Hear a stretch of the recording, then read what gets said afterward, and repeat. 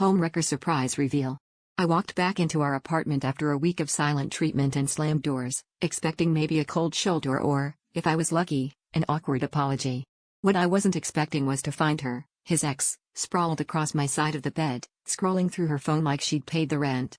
She just looked up and smirked, tossing her hair over her shoulder, and said, "Oh, didn't he tell you? I live here now."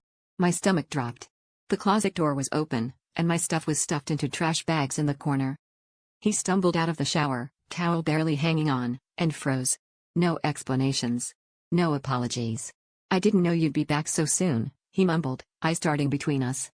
She didn't even flinch, just patted the spot next to her like she owned it. I felt the walls closing in, every fight and every late night suddenly making sense.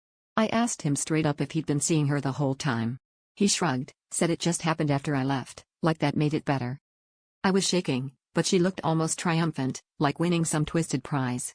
She started listing off all the ways she'd made herself at home, her shoes by the door, her coffee mug in the cabinet, her name on the mailbox.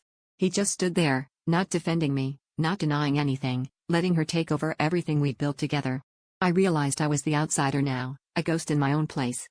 I stormed out without another word, but the twist was this: as I closed the door, I felt relief more than heartbreak. All those months I'd fought to keep us together, I was really just fighting to ignore the truth. I was always second choice, even to myself. Outside, with my trash bags in hand, I walked away knowing that sometimes the real betrayal is staying in a place where you don't belong, just to avoid being alone.